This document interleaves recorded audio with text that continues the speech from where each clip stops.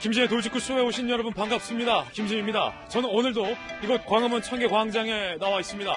어제 윤석열 검찰총장이 극단적인 선택을 했던 본인이 아끼던 검찰 수사관이자 전직 백원우의 이른바 별동 반원의 장례식장에 찾았습니다. 2시간 반 동안 검찰총장이 장례식장에서 자리를 지켰습니다. 끝끝내 윤석열 총장 눈물을 흘렸습니다. 내가 많이 아끼던 후배였다. 내가 참 아끼던 수사관이었다. 안타깝다. 라는 말만 윤석열 총장은 되풀이한 것으로 알려지고 있습니다. 자, 이 사건을 보는 청와대의 시각은 검찰과는 조금 다릅니다.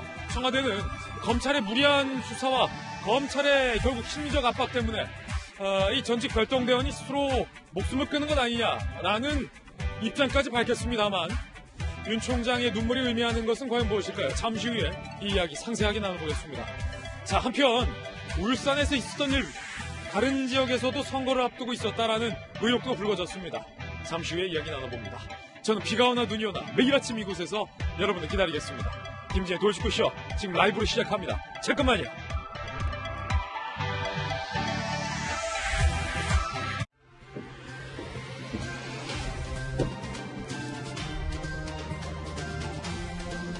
신문 읽어주는 남자입니다. 청와대 별동 반원의 극단적 선택과 관련해서 청와대가 검찰과의 정면 충돌을 선택했습니다. 청와대는 또 다른 별동 대원과의 전화 내용까지 공개하면서 암묵적으로 검찰의 수사 압박 때문에 스스로 목숨을 끊은 것 아니겠느냐라며 검찰을 비판을 했습니다. 어제 문재인 대통령 오랜만에 공개 발언을 공개했습니다. 그런데 유재수 수사를 청와대의 그 누구가 무마했는가와 그리고 숨진 청와대 별동 반원의 이 행적과 관련된 의혹과 관련해서 대통령 한 말씀도 안 했습니다. 국민들이 가장 분노하고 의혹을 갖고 있는 지점에 대해서 대통령은 또 침묵을 이어가고 있습니다. 잠시 후에 이 모든 이야기와 의혹들 파헤쳐보겠습니다. 오늘 조간신문 저와 함께 보시죠. 먼저 동아일보입니다. 백원우 팀의 죽음을 놓고 청와대와 검찰이 정면 충돌, 청와대가 정면 충돌을 선택했습니다. 청와대는 이렇게 말했습니다. 고인은 울산시장 수사와 무관하다. 고래고기 때문에 간 거 맞다. 라고 재차 청와대는 강조를 했습니다. 검찰 수사를 겨냥해서 청와대는 검찰의 억측에 숨진 별동 반원이 심리적인 압박을 느꼈을 것이다. 라고 고인의 극단적 선택의 원인을 검찰에게 돌렸습니다. 그런데 이에 대해서 검찰 내부에선 팩트만 보자. 그래, 팩트는 청와대 해명과 많이 다를 것이다. 라고 이야기가 나오고 있습니다. 검찰은 어제 서초경찰서를 압수수색했습니다. 이 숨진 수사관의 휴대전화와 유서를 확보했는데 경찰에게 검찰의 휴대전화와 유서가 보관돼 있는 것을 검찰이 경찰 못 믿겠다라는 것으로도 풀이가 될 수 있어서 큰 파장을 낳고 있습니다. 잠시 후에 이 이야기 오늘 상세하게 분석해 보겠습니다. 청와대가 재차 밝힌 이유, 숨진 별동대원은 고래고기 때문에 울산에 갔다는 겁니다. 자, 과연 이에 대해서 법조계의 해석은 무엇일까요? 잠시 후에 그 이야기도 전달해 드리겠습니다. 다음 신문입니다. 이번엔 조선일보입니다. 그런데 더 큰 문제는, 더 큰 의혹은 오늘 이렇게 불거졌습니다. 울산뿐이 아니었을 수도 있다. 경남 양산과 창원에서도 경찰청장이 선거 전에 바뀌고 야당 정치인에 대한 강도 높은 수사가 시작되고 급기야 대통령의 측근 혹은 여권 인사가 당선되는 유사한 패턴이 반복됐다는 겁니다. 함께 보시죠. 나동영 양산시장 후보에 대해서도 경찰이 선거 직전에 강도 높은 압수수색이 들어갔고 결국 경찰 수사 결과 무혐의가 나왔지만 낙선을 하게 됐습니다. 자, 송도군 사천시장 후보에 대해서도 경찰이 압수수색 등 강도 높은 수사를 했지만 송도군 후보는 당선이 됐습니다. 자, 조진래 창원시장 후보. 아시다시피 채용 비위 의혹으로 경찰에 소환 통보까지 선거 전에 있었습니다. 결국 낙선을 하고 극단적인 선택까지 갔습니다. 울산 김기현 시장의 케이스는 뜨거운 논란입니다. 울산뿐만이 아니었다. 양산, 사천, 창원, 울산에서 똑같은 패턴이 반복됐다. 여기서 우리들은 궁금합니다. 과연 선거 전에 경찰청장이 바뀌고 야권 정치 인사에 대한 경찰의 강도 높은 수사가 선거 전에 시작이 되는 이 유사한 패턴이 과연 우연이었을까? 이 네 곳의 지역에서 벌어진 일들이 과연 우연히도 같은 패턴으로 벌어진 것일까? 우리들은 궁금합니다. 잠시 후 이 궁금증 짚어보겠습니다. 다음 신문입니다. 이번엔 중앙일보입니다. 자, 문재인 대통령이 어제 공개 발언했는데 한국당의 필리버스터만 비판했습니다. 중앙일보 제목 한번 보시죠. 문 대통령이 특감반 의혹은 언급 안 했다. 도대체 조국 청와대 민정수석실에서 무슨 일이 벌어지고 있는 걸까? 국민들은 궁금합니다. 검찰은 사상 초유의 청와대 강제수사까지 검토하고 있는 이 마당, 이 국면에 대통령은 이것과 관련돼서 단 한마디도 언급 없었다. 유재수의 무마 의혹, 더 나아가 조국 민정수석실 사내에서 벌어졌던 일들, 그리고 이번 청와대 하명수사 논란, 아니면 아니다, 기면 기다, 뭔가 말씀이 있으셔야 하는 것 아니냐라는 비판이 많습니다. 자, 이번에 다음 신문입니다. 한국일보, 한국당 빼고 예산 독재, 대치, 예산안 심세 5년째 시한 넘겼습니다. 자, 예산안 내년 넘기는 거 매번 봐와서 이젠 충격적이지도 않습니다. 그런데 문제는 여야 모두, 민주당, 한국당 모두 민식이법이라든지 아니면은 유치원 3법 같은 이른바 국민들이 꼭 필요한 민생 법안은 등한시하고 있다는 겁니다. 만약에 민주당이 정말로 의지가 있다면 한국당에게 좋다, 공수처법하고 선거제 안 할 테니까 박용진 3법하고 민식이 법안만 통과시키는 원포인트 본회의 열자라고 왜 제안을 못하는 겁니까? 한국당이 정말로 의지가 있다면 필리버스터에서 민식이 법안하고 박용진 3법은 해당 안 되니까 국회 열자라고 왜 제안 못하는 겁니까? 전문가들은 여야가 서로를 이기려고만 하고 국민들은 안중에도 없다라고 비판하고 있습니다. 다음 신문입니다. 이번엔 한겨레 신문입니다. 자, 황당한 일이 벌어졌어요. 재수생 클릭 몇 번에 수능시험 평가원의 수능 성적이 미리 샜습니다. 유출됐습니다. 졸업생 312명이 성적 사전조회를 출력했습니다. 아직 성적을 조회할 수 있는 시기가 아닌데도 평가원의 시스템이 얼마나 허술한지, 보안관리에 얼마나 허점이 많은지가 이번에 고스란히 드러났다는 겁니다. 예산을 얼마나 쓰는데 이런 것도 제대로 못합니까? 작년 7월 감사원이 이미 지적했다는 거예요. 그런데도 무대책으로 가만히 있었다. 평가원의 보안 불감증 논란을 자초했다는 비판이 있습니다. 내일 예정대로 성적은 배포됩니다. 자, 이번엔 다음 신문입니다. 경제지 한번 보실까요? 한국경제, 줄여서 한경. 노인 일자리 늘었다. 정부는 선전해왔습니다. 그런데 노인들의 소득이 늘어난 일자리만큼 증대됐을까요? 천만이었습니다. 한국경제 보도에 따르면 노인을 위한 진짜 일자리가 증가됐기 때문에 결국 노인 빈곤율만 이렇게 올라가고 있다는 겁니다. 44.6%, 44.9%, 45.8%, 47.4%. 노인 일자리가 정부 설명대로 늘어났다면 노인 소득은 왜 줄어드는 거죠? 빈곤 노인들은 왜 이렇게 늘어나는 거죠? 최저임금 인상 등 영향으로 진짜 일자리는 없어들고 공공 알바만 늘어서 노인 빈곤율이 증대되고 있다라고 한국경제는 분석하고 있습니다. 여기가 대한민국이 알바 천국입니까? 노인들, 청년들 진짜 일자리를 원합니다. 지금까지 신문 읽어준 남자였습니다. 네, 오늘 아침 저와 함께 등판한 등판 선수 소개를 해드리겠습니다. 저희 돌직구쇼 전담 변호사이자 전직 검사 출신 김광삼 변호사님 모셨습니다. 그리고 요즘 민주당에서 가장 인기 좋은 민주당의 소심파 국회의원 박용진 3법의 주인공 박용진 의원 모셨습니다. 그리고 청와대 춘추관장, 청와대 대변인 출신, 제주 부지사 출신의 바르다 박 선생, 박정하 전 청와대 대변인 모셨습니다. 전직 앵커 출신 한양대학교 장희영 교수님, 그리고 돌직구쇼의 명품 시그니처 김병민 박사님 두 분도 모셨습니다. 어서 오세요. 네, 오늘의 키워드 3가지 소개를 해드리겠습니다. 먼저 첫 번째 키워드는요, 이렇게 저희가 적어봤습니다. 정면 충돌. 청와대가 검찰과의 정면 충돌을 선택했습니다. 숨진 별동 반원, 특감 반원, 고래고기 때문에 간 게 맞다. 검찰이 억측하고 있다. 그것 때문에 부담을 느꼈을 거다. 청와대 대변인이 이렇게 재차 말했습니다. 과연 사실일까요? 두 번째 키워드는요, 눈물.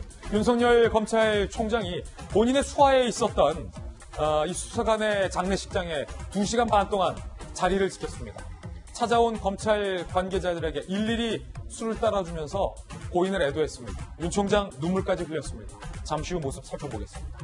자, 세 번째 키워드는 분노입니다. 분노. 대통령이 어제 공개 발언했습니다. 야당을 향한 분노의 말씀만 했습니다. 청와대 안에서 벌어지고 있는 의혹에 대해서는 대통령은 함구했습니다. 적절했을까요? 자, 오늘 세 가지 뉴스 상세하게 풀어보겠습니다. 김재의 돌직구쇼, 오늘 탑뉴스로 문을 열겠습니다.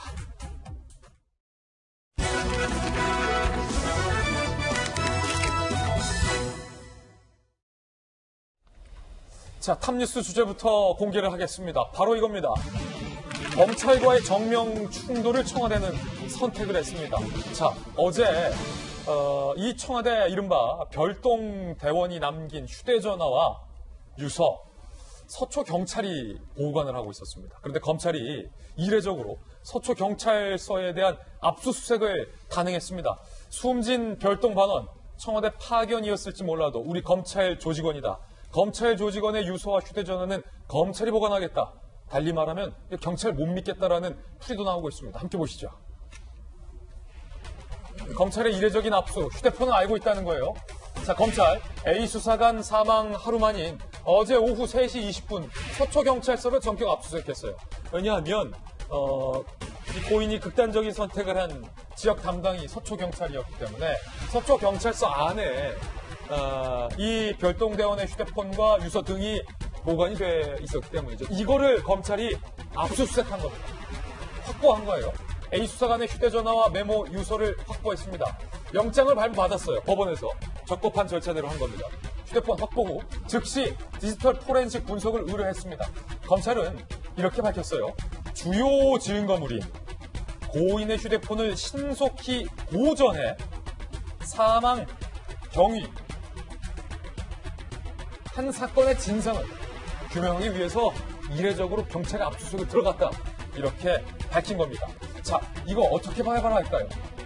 사망 경위를 넘어서 청와대를 조준하고 있다는 해석이 나오고 있습니다. 도대체 이 별동대원이 숨지기 직전 청와대 누구에게 전화를 받았는지, 주변인들의 진술에 따르면 청와대에 잇따른 전화를 받고 눈물까지 흘렸다는 숨진 별동대원의 사망 경위, 그 너머에 청와대가 있는 것은 아닌지 검찰은 들여다보겠다는 겁니다. 더 나아가서 이거를 경찰이 보관하고 있다? 이른바 선거 함용 수사, 선거 개입 논란의 주요 플레이어로 의혹받고 있는 경찰의 손에 맡길 수 없다라는 풀이도 나오고 있습니다. A 수사관 휴대전화를 통해서 연락한 인물 파악 등 특감만의 활동을 규명할 것으로 보이고 있습니다. 자, 김광삼 변호사님. 네. 검사하셨잖아요. 검찰 입장에서 서초경찰서를 압수수색 들어간다? 이거 상당히 이례적이고 좀 부담스러울 일일 수도 있을 것 같은데, 어제 서초경찰서를 압수수색한 행동, 지금 나오는 지적대로 경찰 못 믿겠다. 그리고 도대체 청와대 누가 연락한 건지 들여다보겠다라는 의도입니까? 제가 이제 법조 경력 한 30년 되는데, 예. 사망 사건과 관련해서 이렇게 압수수색 들어가는 건 처음 보는 것 같습니다. 처음 본다. 30년 만에 처음 보는 일이다. 그렇죠. 그리고 지금 그 수사관이 극단적인 선택한 걸로 알려져 있는데, 이 사망이 이제 타살 혐의가 없잖아요. 그러면 타살 혐의와 관련해서 이제 수사할 필요성이 없어진 거죠. 그러면 경찰 자체에서는 이제 원칙적으로 우리가 변사체라고 그래요. 그러면 변사체 같은 경우에는 어떤 사망에 어떠한 의심이 있는 경우에 네. 변사체라고 하는데, 그러면 경찰에 알아서 처리를 하고, 그 다음에 유품이 지금 알려진 것은 유서하고 휴대폰 있지 않습니까? 예. 그건 사실은 디지털 포렌식 할 필요 없어요. 그래요. 그냥 유족에게 돌려주면 되는데, 예.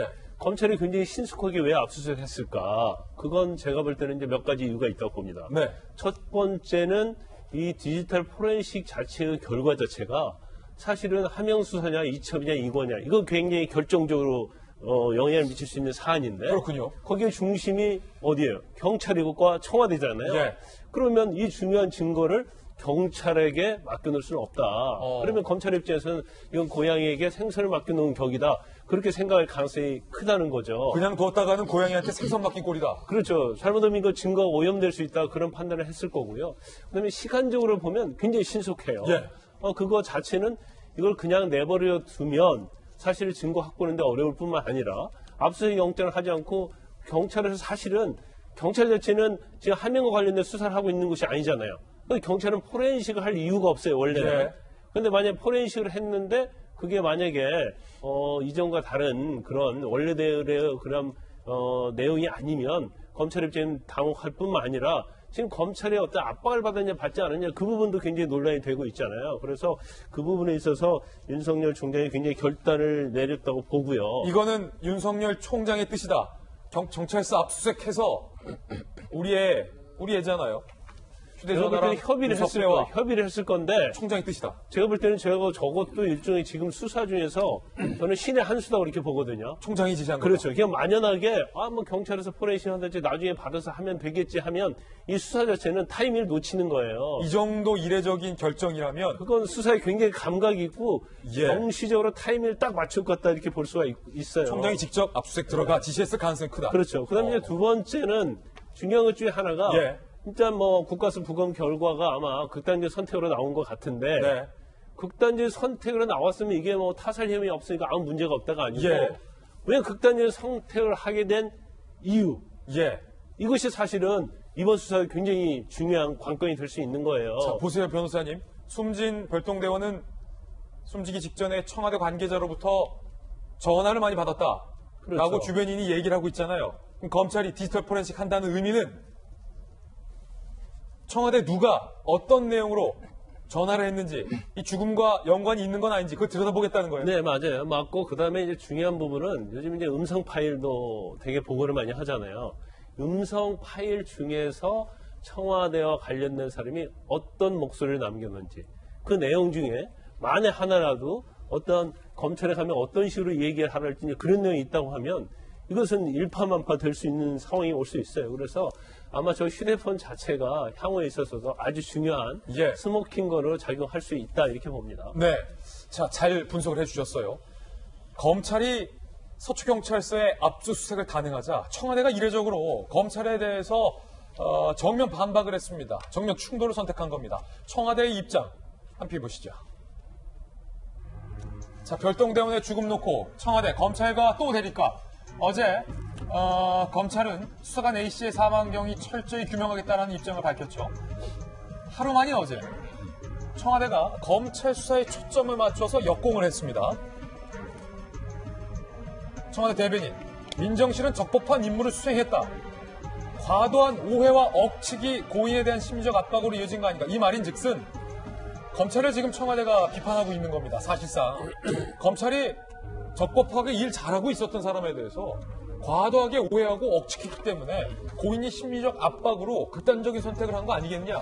죽음은 검찰 탓이다 라고 청와대는 얘기하고 있다는 분석이 많습니다. A 수사관의 울산행은 고래고기 때문에 간 게 맞다 라고 어제 청와대의 고민정 대변인은 재차 이야기를 했습니다. 자, 청와대는 검찰에게 이 별동대원의 죽음을 묻고 있는 상황입니다. 여당도 청와대를 거들었습니다. 어제 민주당 의원총회에서 A 수사관의 죽음이 검찰 별건 수사 때문인데 여당이 가만히 있으면 안 된다라는 얘기가 나온 것으로 알려지고 있어요. 한 중진 의원은 검찰이 별건으로 A 수사관을 압박했을 가능성에 대해 당이 적극적으로 대응을 해야 한다라는 이야기도 한 상황입니다.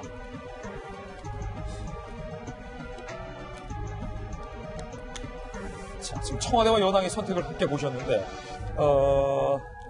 박정화 대변인, 네. 검찰이 휴대폰을 압수하면서 사망경위 조사하겠다. 청와대를 겨누니까 청와대와 여당이 검찰을 공격하는 모양새예요. 글쎄, 여당은 잘 모르겠어요. 여당은 잘 모르겠는데, 저는 청와대가 요즘에 왜 이렇게 그 정쟁에 관한 건에 대해서 이렇게 즉각, 그 다음에 굉장히 심각하게 많이 개입을 하고 반박을 하는지 잘 모르겠어요. 그러니까 청와대도 일종의 행정기관이고, 지금 현재 검찰에서 수사 중인 건이잖아요. 그럼 수사를 지켜보는 게 맞는데, 왜 청와대는 굳이 이런 건에 대해서 나서서 이렇게 꼭 반박을 하면서 문제를 키우나. 특히나 그 안에 내용을 보면 좀 전에 저희가 봤습니다만은 그 극단적인 선택을 한 A 수사관에 대해서는 심리적 압박을 검찰이 줬을 거다라는 얘기하면서, 그 다음에 울산의 관건은 고래고기 때문이다 이렇게 특정해서 얘기를 하고 있어요. 특히나 현재 아직도 청와대에 근무하고 있다는 또 다른 행정관의 그 얘기까지 소개하면서 이렇게 얘기를 하고 있는데, 일단은 저는 청와대가 이 건에 대해서는 좀 냉정하게, 그리고 국민들의 의혹이 뭔지, 그 다음에 검찰이 진행 중인 수사에 대해서 객관적으로 중립적으로 그다음에 수사에 협조하는 자세를 취해야지 정쟁 한가운데 들어가는 거는 바람직하지 않다라는 생각이 일단 하나 들고요. 예. 두 번째는 그 전에 한번 쭉 보면은 우리 뭐 김태호 전 수사관이나 신재민 전 사무관이나 이런 논란이 있을 때 사실은 여러 사람들의 브리핑이 많이 나왔어요. 꼭 고민정 대변인, 그러니까 청와대 대변인이 아니더라도 민정관계자나 아니면 뭐 경제수석 관련 쪽의 사람들이나 이렇게 해서 설명을 하고 청와대가 있었던 상황에 대해서 얘기도 하고 했거든요. 그리고 청와대 내에는 지금 춘추관에 굉장히 많은 기자들이 있습니다만 그래도 청와대의 상황을 굉장히 많이 잘 이해하고 있고 그 시스템에 대해서 충분히 알고 있는 기자들이 다 모여 있기 때문에 어떤 얘기를 하든 간에 딱딱 핵심적으로 국민들이 알만한 내용을 정리해서 국민들에게 알려주는데 그래서 이렇게 온브리핑도 하고 때로는 백브리핑도 하고 때로는 이게 모여서 딥브리핑도 하는데 과거 보면은 김태우 수사관이나 신재민 사무관 때 보면 여러 사람이 등장해서 충분한 많은 설명을 해줘요. 그런데 왜 이 건에 대해서는 대변인이 일방적이라고 할 수 있는 특정 수사관, 아직도 근무하고 있는 특정 수사관의 얘기를 받아서 이렇게 서면으로 일방적으로 주는지 잘 이해를 못해서 차라리 청와대 정말 이 건에 대해서 국민적 의혹이 얼마나 증폭되어 있는지 그다음에 이 파장이 어떻게 되는지 어디까지 갈 수 있는지에 대해서 청와대가 충분히 홍보라인이 인지하고 있다면 저는 오히려 관련된 사람들을 청와대 기자들 앞에 내세워서 충분히 설명할 수 있고 기자들도 충분히 질의응답하면서 상황을 파악할 수 있게 해주는 게 맞지 저렇게 일방적으로 막 얘기하는 것은 결코 온당한 바람직한 모습은 아니다라는 생각이 듭니다. 예, 청와대의 주장은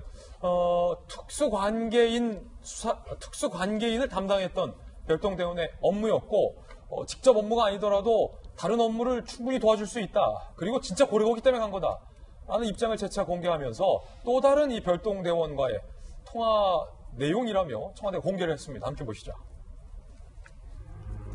어제 청와대 수사관 A씨 극단적 선택 관련해서 A 수사관과 울산행을 같이 간 B 행정관 또 다른 별동대원이에요.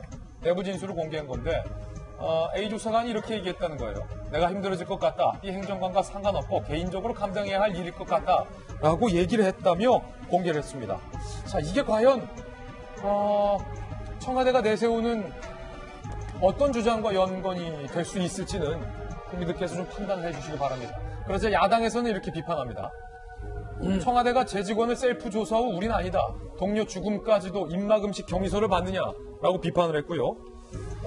한 법학 전문대의 교수 주요 참고인에 대한 청와대의 자체 조사는 매우 부적절, 무소불위 권력을 휘두른 직권남용이다라는 지적도 나오고 있는 상황인데 지금 장기영 교수님 사실 좀 의문스러운 게 지금 청와대에서는 고래고기 때문에 갔다. 그리고 그 고래고기를 왜 별동대원이 가느냐라는 질문과 관련해서는 원래는 대통령의 친인척과 특수관계인을 담당하는 업무였지만 청와대 민정실이라는 게 뭐 내일 내일이 어딨냐 다 같이 할 수 있다.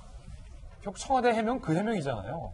만약에 그거라면 정말로 이분이 이렇게 목숨까지 끊을 일이 뭐가 있을까? 도무지 이해가 안 된단 말이에요. 청와대 해명은 누가 봐도 지금 도무지 이해가 안 돼요. 박정원 대변인 말씀대로 왜 이런 정장에서 입장 표명을 청와대가 하고 있을까라는 의혹도 있습니다만 저는 상황적인 면에서 보더라도 지금 청와대가 해석하려는 말하자면 검찰이 무언가 강제 수사, 강압 수사를 하고 있다라는 취지로 이야기하려는 목적에도 지금 부합되지 않는 상황인 게 지금 검찰 수사의 초점이 사망한 A 씨와 관련된 건가요? 최종 목적이 이분은 그냥 참고인 조사하는 과정에서 참고인이었다. 울산에 왜 내려갔는 예를 들어 경위를 쭉 수사하는 과정의 조사 대상이었어. 지금 우리가 누가 봐도 100원의 별동대 그 이름이 거론되고 있는 상황이었어요. 그죠? 예를 들어 그 주인공이 극단적인 선택을 했더라면 무언가 강압 수사나 몰아가기식 수사에 심리적 압박감을 느꼈다는 해석이 가능하겠지만 중간에 끼어 있는 무언가 결정적인 진술을 해야 될 대상이 중간에 이렇게 사망을 했다면 극단적 선택을 했다면 누구로부터 압박을 받았을까는 방향이 보이죠. 검찰이 지금 이 사람들이 꼭 뒤집어 씌우게 하려는 거 아니잖아요. 차라리 상황적으로 예전에 그 지금 비난받고 있는 과거의 검찰대로 권력자들 편에 서서 예를 들어서 진짜 책임자는 저 위에 있음에도 불구하고 중간에 끼어있는 A 수사관에게 다 뒤집어 씌우려고 압박을 가했다라면 이 말이 맞아요. A 수사관에게 다 뒤집어 씌워서 이러려고 하는 게 심리적 압박이. 근데 지금 누가 봐도 검찰은 그러고 있지 않잖아요. 윗선이 누구냐, 정말 책임자가 누구냐를 수사를 하고 있는 과정에서 중간에 있는 책임자도 아닌 A 수사관이 극단 선택했다라는 것은 일단 청와대의 그 검찰의 압박에 뭐 이런 식으로 몰고 가라는 것도 말이 안 되고, 또 저는 지금 청와대가 왜 이렇게 항상 모든 일에 주체적으로 자신들의 입장을 내지 않고 꼭 누군가 주체적으로 다른 사람이 이야기하면 거기에 해명, 그러니까 끌려가는 식. 지금 청와대가 주체잖아요. 국정을 끌어가는. 앞서서도 그냥 고래고기 때문에 내려갔다라는 것도 청와대가 직접 수사한 거 아닐 거예요. 진짜 걔네들 왜 내려갔어? 울산에 내려가는 건 맞다며. 왜 내려갔어? 진짜로 고래고기 때문에 내려갔어. 이게 만약에 보고를 받은 거라면 청와대가 자신 있게 이야기할 게 아니라 우린 이렇게 보고받았다라는 식으로 이야기를 해야죠. 그리고 만약에 보고를 했다면 누가 했을까요? 백원우 비서관이 했을 거 아니겠어요. 저희가 이렇게 내려보냈어요. 제가 지금 여기서 얘기하고 싶은 건 청와대에서 우린 이렇게 보고받았습니다. 그러니까 아마 그럴 거라고 믿고 있습니다. 라고 내세우는 거 정도면 오케이인데 이렇게 큰 사건에서 그렇게 됐으면 단언하고 있다는 것 자체는 자신들의 보고 라인을 굉장히 신뢰하고 있거나 혹은 본인들이 직접 이 사건에 개입되어 있다라는 반증일 수 있는 것이고, 만약에 지금 청와대 입장대로 정말로 자기들은 보고받은 거 외에는 아는 게 없다라면, 그리고 만약에 정말 고래고기 때문에 내려간 게 아니라는 게 만약에 밝혀진다면 청와대는 허위 보고 받고 있었다는 거잖아요. 그러니까 본인들이 정말 제대로 된 내용을 보고받고 있는 것인지 아니면 본인들이 다 알고 있으면서 변명을 하고 있는 것인지 지금 국민들로서는 일단 의아할 수밖에 없는 상황이고, 그 해명 자체가 해명이 아니라 예를 들어서 만약에 지금 문제가 되고 있는 의혹이 나오고 있으면 오히려 저는 백원우 비서관에게 그런 적 있어?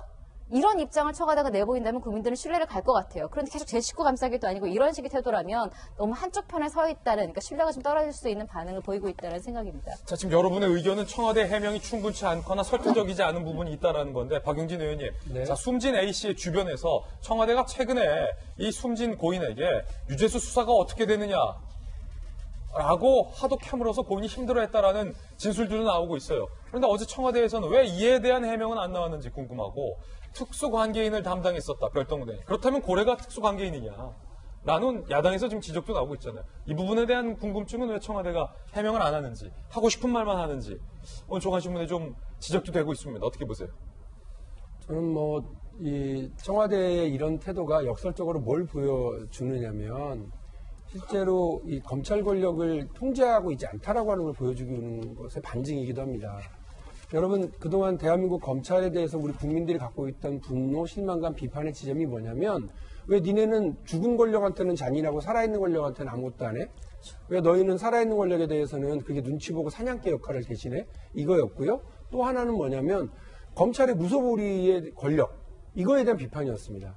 그런데 지금 여러분 좀 정확하게 보고 계시는 것처럼 대통령이 있는 청와대조차 검찰이 지금 무엇 하려고 그러고 어떻게 하려고 그러는지를 전혀 알거나 파악이 지금 안 되고 있고요. 그렇게 하려고 하는 어떤 끈도 지금 설치하고 있지 않다는 겁니다. 검찰을 통제하고 있지 않다는 거죠.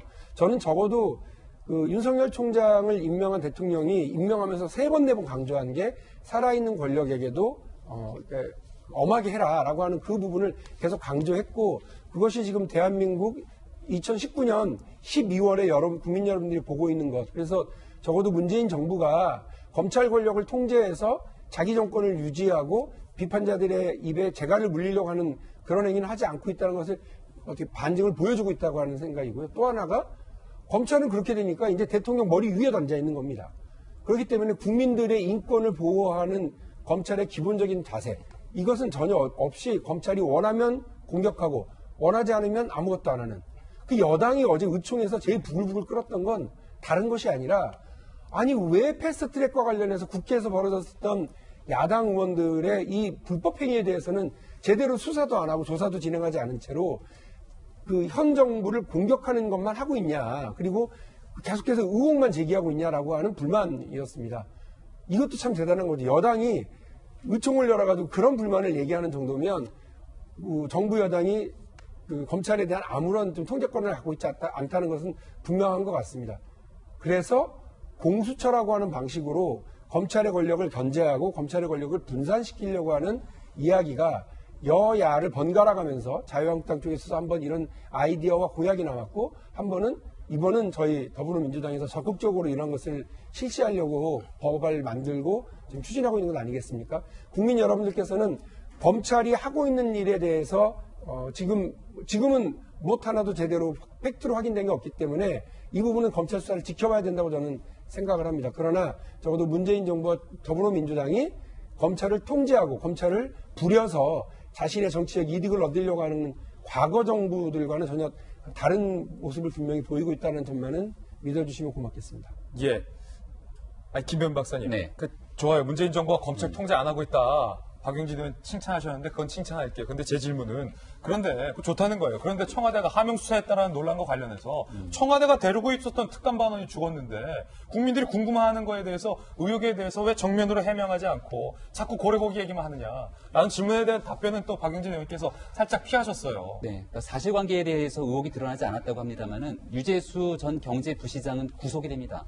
청와대 특별감찰반이 이 내용을 확인하고도 묻었다는 의혹들에 대한 수사가 진행되고 있는데 거기에 대해서 뇌물 등의 혐의로 구속이 될 정도에 대한 팩트 사실관계가 드러나 있는 정황이 있고 여기에 대해서 청와대는 분명히 해명을 해야 되는데 그런 얘기조차 하지 않고 있습니다. 저는 고민정 대변인의 얘기를 들으면서 답정너라고 하는 그 단어가 떠올랐어요. 그게 무슨 뜻입니까? 답은 정해져 있으니까 너는 대답만 해라 라고 하는 오랫동안 얘기가 우리가 나왔던 그런 이야기로 볼 수 있는데요. 청와대의 이야기를 따르면 위법한 것은 없다. 우리는 법을 어긴 적이 없다라고 하는 아주 일관되고 지속된 이야기를 끌어가고 있습니다. 하지만 여기에 대해서 조금 전에 유재수 전 부시장 얘기를 끄집어냈던 것처럼 위법에 대한 정도가 확인되고 있는 것들이 명명백백하게 국민들 앞에 드러나고 있는 내용들이 있지 않습니까? 저는 과거에 있었던 신재민 전 사무관 사건 때 청와대가 했던 내용 하나만 제가 들려드릴 테니까 그 내용을 보고 시청자분들, 국민께서 판단했으면 좋겠습니다. 신재민 전 사무관이 기재부에 있었던 내용들을 바탕으로 그 당시 일반 기업의 인사에 정부가 적극적으로 개입했다라고는 의혹을 제기했지만 그로부터 정부로 오히려 역공을 당합니다. 심각한 상태의 위기에 처해져 있었고 마지막으로 극단적인 선택을 시도하는 과정까지 있게 되죠. 나중에 신재민 전 사무관은 조용히 세상의 관심에서 사라지게 되는데요. 문재인 대통령이 기자간담회를 통해서 했던 발언이 이런 내용이 있습니다. 신재민 전 사무관은 자기가 보는 좁은 세계 속의 일을 갖고 문제가 있다고 제기한 거다. 대통령이 직접 말씀하셨죠. 직접 얘기한 겁니다. 정책 결정은 그보다 훨씬 더 복잡한 과정을 통해 신 전 사무관이 알 수 없는 과정을 통해 결정된다. 자신의 문제를 너무 비장하게, 너무 무겁게 생각하지 말기를 바란다. 제가 얘기 드리고 싶은 맥락은 이 마지막입니다.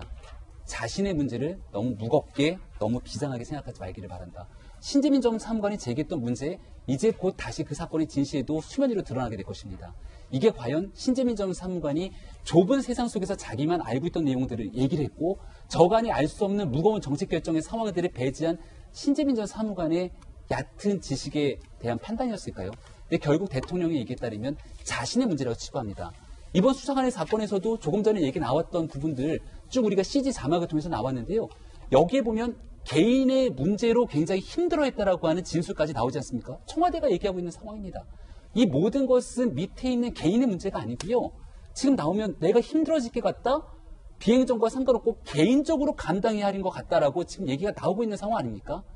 개인의 문제가 아니라 지금 이 상황에서 백원우 민정비서관을 향해서 세간이 제기되고 있는 수많은 의혹이 있는데 유재수 전 부시장의 이 비위를 덮었다라고 하는 내용의 핵심은 그 당시에 백원우 비서관 그리고 더 나가서 여기에 대한 조국 민정수석 등에 대한 역할들이 있습니다만 책임지는 고위 당국자들이 얘기를 하지 않는 상황 속에서 결국 안타까운 목숨이 희생되는 것은 아닌가에 대한 국민적 여론을 과연 청와대는 어떻게 대답할 수 있을지 많은 국민들이 물을 것 같습니다. 예, 높아심을 다시 한번 정리하자면 이번 사건 과연 진짜로 청와대에 하명이 있었는지 선거에 개입했는지 여부는 아직 단정적으로 밝혀진 바는 없다라는 것 다시 한번 말씀드립니다. 그래서 검찰이 수사를 하고 있는 것입니다. 그러나 다만 청와대가 이 사건의 주요 등장인물의 한 축으로 등장하는 만큼 세간에서 제기됐던 의문과 의혹에 대해서 청와대가 충분히 해명을 해야 한다는 상황만큼은 분명한 것 같습니다. 자꾸 고래고기 이야기만 하지 마시고 말입니다.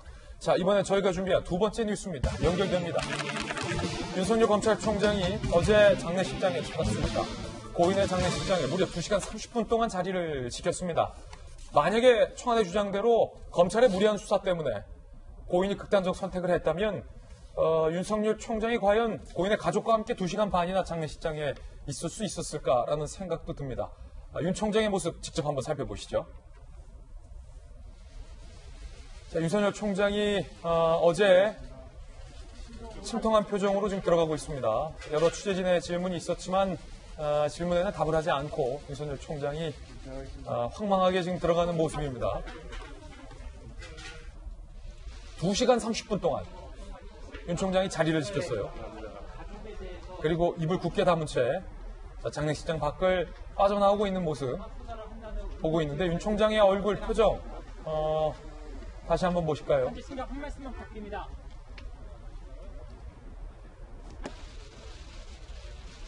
자, 2시간 30분 동안 자리를 지키고 일어선 윤 총장의 표정에 여러분은 무엇을 느끼십니까? 보는 분들마다 다르겠지만 자, 윤 총장의 표정에서 뭔가의 어떤 안타까움과 좀 비장함이 좀 묻어난다라는 해석도 오늘 나오고 있는 그런 상황입니다. 윤석열 총장이 끝내 저 장례식장 안에서 눈물을 흘렸다라는 기사도 오늘 보도가 되고 있고요. 내가 많이 아끼던 수사관이다. 유가족들에게는 미안하다라는 얘기를 윤 총장이 일일이 챙긴 것으로 현재 전해지고 있습니다. 여러분은 윤 총장의 표정에서 무엇을 느끼십니까?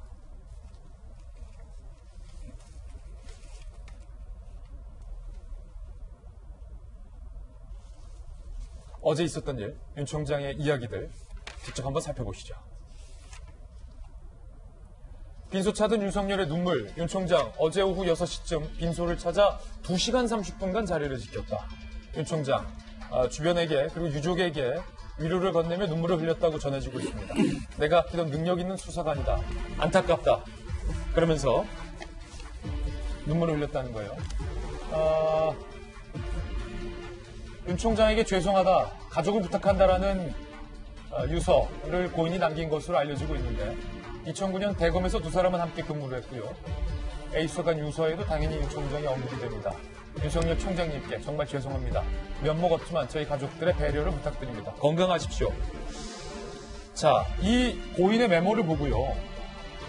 뭐 제 개인적 견해이긴 합니다만 이 고인이 윤석열 총장이 미워서 스스로 극단적 선택을 한 거라면 윤 총장의 지휘로 이어진 수사가 나를 죽음으로 몰고 갔더라면 과연 이런 유서를 남길 수 있었을까라는 의문이 듭니다. 이 내용이 사실이라면 전제하에 윤 총장에게 끝까지 예의를 갖추면서 정중하게 죄송합니다. 면목이 없습니다. 저희 가족들을 배려 부탁드립니다. 지켜주십시오라는 뜻 아닐까요? 건강하십시오라는 윤 총장에 대한 안입까지 과연 마지막 길을 떠나면서 남길 수 있었을까?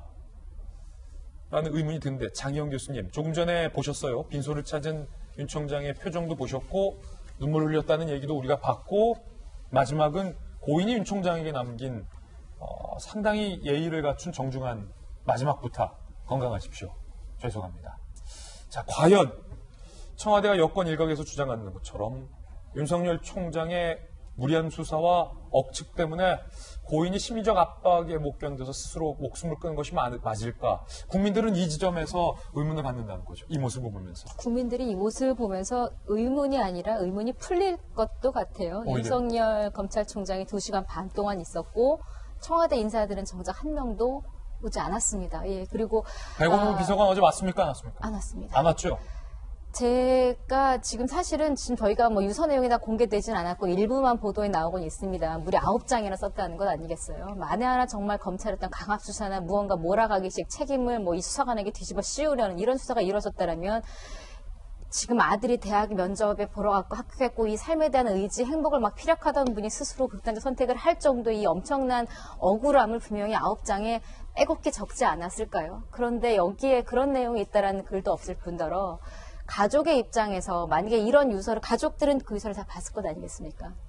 가족들 입장에서 정말 그런 뉘앙스의 내용이 있었다면 이것 때문에 내가 스스로 이런 선택을 한다라는 내용이 있었다면 윤석열 검찰총장이 저 안에 아예 들어서지도 못했을 거라는 생각이 들어요. 들어서기 전에 고성과 오지 마라 뭐 이런 것들이 들렸겠죠. 그런데 지금 저 자리에서 가족들이 뭐 저 내용과 상관없이도 참 아끼던 수사관이었다라는 이야기를 유족에게도 했지만 2시간 반 머무는 동안에 같이 동석했던 사람들에게도 그 얘기를 수차례 했다는 것 아니겠어요? 참 안타깝다. 죽음이 안타깝다. 내가 아끼던 능력 있는 수사관이었다 이 얘기. 그래서 저는 이것만으로 예를 들어 지금 우리가 뭐 다른 차원에서 과연 윤석열 총장이 잘못한 것이냐 아니면 백원우 쪽이 잘못인 전 이 얘기까지 하고 싶지도 않고요. 지금 말씀하신 대로 이 장면 하나가 많은 것들을 담고 있다는 생각이 듭니다. 2시간 30분 김광삼 변호사님 검찰 조직에 몸담으셨지만 검찰총장이 장관급이죠. 검찰 수사관의 장례식장에 2시간 30분 동안 유가족들과 함께 자리를 지키면서 일일이 찾아온 검찰의 후배들에게 술도 따라주고 그 자리를 지킨다. 2시간 반 동안 검찰총장이 일일이 유가족들에게 미안하다. 찾아온 조문객들에게 내가 아끼던 수사관이었다.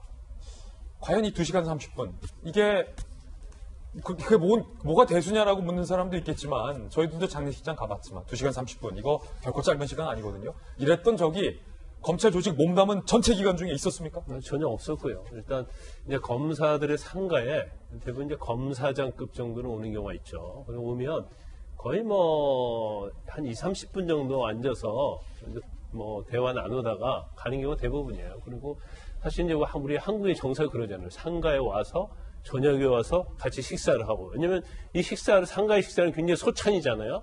그래서 소찬을 먹고 2시간 반 정도를 앉아있다는 것 자체는 그게 굉장히 의미가 있는 거예요. 이것은 일부러 뭐 가장적으로 뭐 언론을 의식한다. 그러기는 굉장히 어렵다고 봐요. 그리고 제가 아까 그 윤석열 총장이 이제 상가에 들어갔다 나왔다는 걸 봤는데, 과연 무슨 생각을 했을까라는 생각이 들고, 그리고 나올 때 보면 좀 결연한 의지가 있다. 그런 생각이 들어요. 그리고 사실은 말이죠. 지금 윤석열 총장하고 저 수사관하고는 10년 전에 근무했어요. 그러니까 범죄정보 이 담당관일 때 그 밑에서 근무를 했기 때문에 사실 굉장히 하급직이었단 말이에요. 하급직이기 때문에 아주 친밀하지 않을 수도 있어요. 그런데 그 수사관이 최근에 근무했던 곳이 어디예요? 민정수석실 아닙니까? 그럼 제가 볼 때는 윤석열 총장보다도 가장 먼저 상가에 달려올 사람은 조국 전 민정수석하고 백원우 민정비서관이 와 있어야 하는 거예요. 상식적으로 거기가 더 가까워야 된다. 그렇죠. 왜냐하면 최근에 같이 근무했고 더구나 특감반이 일이라는 것은 엄청나게 서로 내밀하게 공유하는 관계 아닙니까? 그렇기 때문에 이제 저런 걸 보면서 저는 이제 또 한편으로 이런 생각이 들어요. 이제 청와대의 위기 대응 능력. 그러니까 사실 지금 청와대에서 지금 막 나서고 있는 것은 마치 뭐가 죄인가 있는 것 같다는 그런 느낌 줄 수 있는 거거든요. 근데 저거 자체가 지금 검찰 수사하고 있는 것은 백원우 전 민정비서관이단 말이에요. 그럼 백원우 전 민정비서관이 적극적으로 나서야 돼요. 기자회견해서 그런 게 아니고 A부터 C, D 어떤 경험을 거쳤는지 그걸 자세하게 본인이 설명하고 그런 적 없다고 얘기를 하는데 이걸 청와대 자체가 이걸 계속 얘기하는 것 자체는 계속 의심의 의혹을 더 풀리게 하는 그런 경우라고 봐요. 그래서 또 한 가지 좀 아쉬운 점이 있다고 한다면 이제 청와대나 이제 문재인 정부에서 너무 검찰을 적대시한다는 거죠. 그래서 검찰 아니면 검찰 출신 변호사 이런 사람들 적대시하다 보니까 위기 대응 능력이 떨어지는 거예요. 지금 검찰에서 수사를 하는 걸 보면 검찰 출신 보면 어떻게 돌아간다는 걸 알고 있거든요. 어느 정도 증거 확보되어 있는 것 같은데 그럼 거기에 대해서 대응을 해야 하는데 지금 제가 청와대를 보면 수사가 어떻게 돌아가는지 어느 지점까지 갔는지 그걸 전혀 모르고 있는 거예요. 일종의 까막눈처럼 되어 있는 거예요. 그러다 보니까 거기에 적절하게 대응을 하지 못하고 있다. 핵심을 딱딱딱 짚어가면서 청와대에서 대응을 해야 하는 거고 청와대가 정말 문제가 없다고 한다면 청와대는 이런 얘기를 해야죠. 검찰 철저히 수사해서 엄벌해라. 예. 검찰이 수사할 수 있도록 내가 외풍을 막아주겠다. 그렇게 대응을 하는 게 맞아요. 그게 F입니다. 글쎄요, 어제 저희가 그 방송에서 그런 얘기 했잖아요. 과연 오늘 수석보좌관 회의가 있는데 대통령께서 저 건에 대해서 어떻게 언급을 할 건지 지켜보자. 근데 지금 김 변호사님 말씀 주신 것처럼 사실은 대통령께서 검찰 수사 철저히 할 수 있게 우리가 다 도와줄 테니까 철저히 수사해라 라는 말을 기대했는데 전혀 없으셨어요. 또 하나는 최근까지 일했던 민정수석실이나 청와대 관계자가 과연 저 장례식에 갈 건가 라고 했는데 역시나 아무도 안 갔어요. 보도에 하면 대통령 명의의 조화가 가 있었다고 하더라고요. 근데 저 A 수사관이 사실은 전직 직원이기 때문에 이 조화 보내는 규정상 엄밀히 따지면 대통령 명의의 조화가 갈 수가 없어요. 그렇다면 이거는 청와대 안에서 저 장례식에 대해서 저 A 수사관에 대해서 어떻게 할 건가에 내부적인 토의가 저는 있었다고 추측을 합니다. 백원우가 갈 건지 조국이 갈 건지 아니면 지금 누가 갈 건지 조화만 보낼 건지. 그렇죠. 조화만 보낼 건지 조화도 안 보낼 건지. 왜냐하면 저 규정상 전직 직원이고 또 뭐 그렇기 때문에 원래는 저게 안 가게 돼 있어요. 그럼 어디선가 대통령 명의의 종화를 보내자라는 결정이 있었던 결정체가 있을 겁니다. 그렇다면 청와대가 뭔가에 대해서 준비하고 고민을 했는데 대통령 말씀 하나도 안 했어요. 청와대 대변인 뭐 일방적인 얘기만 했어요. 장례식장 아무도 안 갔어요. 조화만 보냈어요. 유족에게 얼마나 이게 위로가 될까라는 생각이고 청와대가 글쎄요. 좀 전에 말씀 주셨지만은 조국 수석 우리 얼마 전에 다른 건으로 봤을 때 회식하면서 밝게 웃었던 그 사진 봤잖아요. 그 사진에 그 회식 자리에 저 A 수사관도 있었을 개연성이 있어요. 그렇게 즐겁게 같이 우위를 다지고 힘든 업무를 같이 했던 그 직원인데 조국 수석, 백원우 비서관 아무도 가지 않은 이게 저는 보면 옹졸함을 넘어서 비겁하다는 생각이 듭니다. 이게 인간적인 정리가 저렇게 하면 되는 게 아니라고 저는 생각해요. 자, 청와대 말이 맞든 청와대 말이 틀리든 검찰 수사가 진행되고 있는 만큼 지켜봐야 하겠으나 인간의 도리, 인지상정의 이야기를 지금 해주신 건데 자, 백원우 비서관의 주장대로 아무 문제 없었고 정상적인 인척이었고 고민정 대변인 말대로 청와대는 오히려 울산 고래고기 때문에 이 행정관이 갔다라면 의문의 죽음 앞에서 왜 아무도 안 갑니까? 박용진 의원님 왜 아무도 안 가요? 가야죠. 백원우 비서관 가야죠. 고민정 대변인 가야죠. 인간적 정리를 지금 얘기하시는 거는 뭐 이해를 합니다. 맞는 말씀인데 솔직히 가실 수 있겠습니까?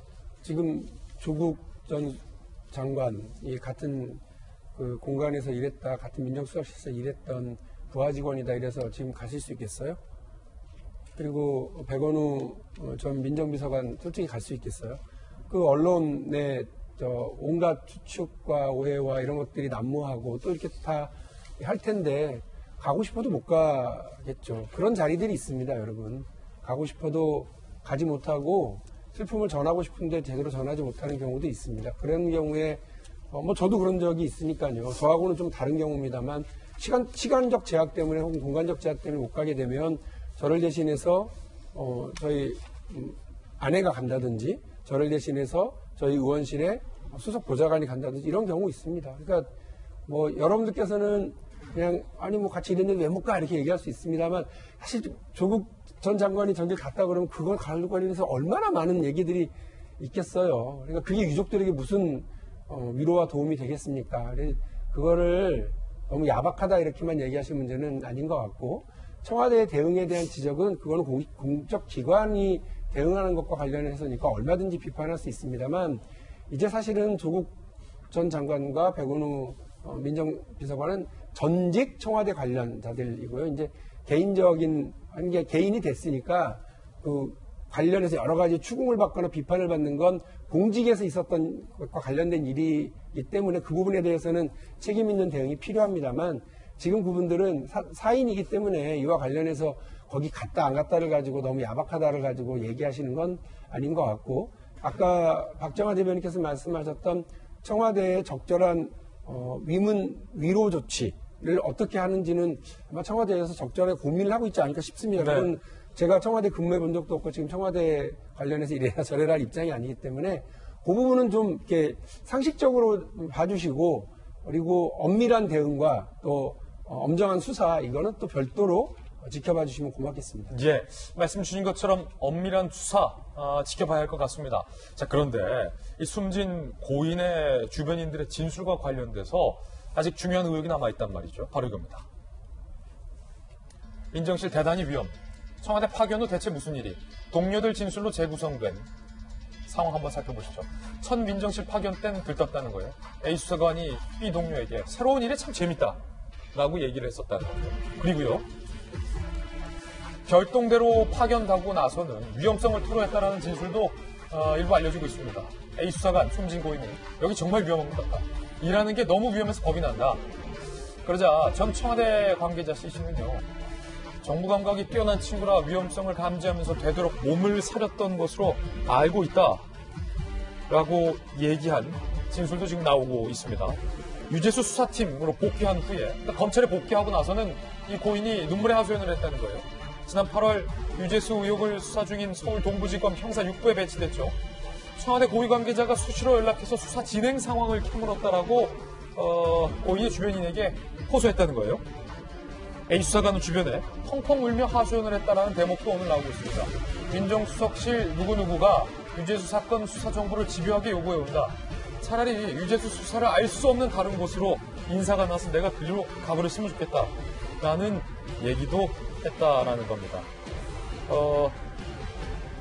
김弁박사님. 네. 자, 이 같은 진술들.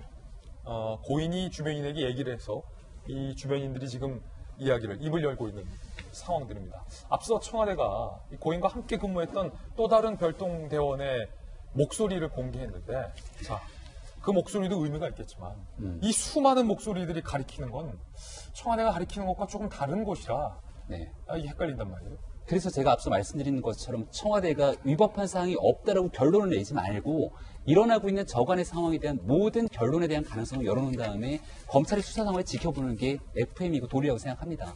지금 이 사건은 두 가지로 볼 수 있는데요. 첫 번째는 청와대 특감반에 몸을 담았던 수사관의 상황입니다. 과거 능력이 출중했기 때문에 이명박 정부 시절에도 청와대에 파견을 갔다는 거예요. 그럼 과거에 있었던 일과 현재 일어나고 있는 일의 위법에 대한 정도에 대한 위험성들을 충분히 감지했기 때문에 옆에 있는 사람들에게 얘기했을 거라는 것이고, 청와대를 나오고 나서는 검찰 동부지검의 형사 6부로 갔는데 여기는 유재수 전 부시장에 대한 수사를 담당합니다. 본인은 소속돼 있지 않지만 알려면 알 수 있는 과정이 있었고, 청와대 민정실에서 관련된 내용들의 정보를 달라고 이야기를 한 것이 지금 보도되고 있는 것처럼 사실이라면 이건 공무상 기밀 누설에 대한 굉장히 심각한 범죄가 될 수 있습니다. 그런 압박 속에 고통, 심적 스트레스를 받았던 것은 아닌지에 대한 유추가 되고 있기 때문에 휴대폰에 대한 면밀한 수사를 통해서 이 사건의 진실이 곧 밝혀지지 않을까 생각이 됩니다. 예. 자, 이번엔 저희가 준비한 세 번째 뉴스를 소개하겠습니다. 바로 이겁니다. 만약에 이 의혹이 울산에서만 벌어진 일이 아니라면, 오늘 한 조간신문, 조선일보가 이렇게 의혹을 제기했습니다. 울산뿐이 아니었다라는 주장입니다. 만약에 이게 사실이라면 의혹은 더욱더 커질 것으로 보이는데 어떤 이야기인지 하나하나씩 좀 살펴보시죠.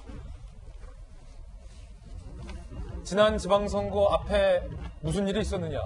경남경찰청장 교체 후 수상한 야당 후보에 대한 줄수사가 이어졌다. 조선일보는 이렇게 의혹을 제기합니다. 지방선거 6개월 앞둔 2017년 12월 임기 5개월밖에 안 된 경남경찰청장이 교체됩니다. 야당 후보에 대한 경찰 수사가 시작됐다는 건데요. 먼저 양산. 지난해 1월 나동현 당시 양산시장, 야권 인사죠. 시장실 등 세 곳에 대해서 경찰이 압수수색을 단행합니다.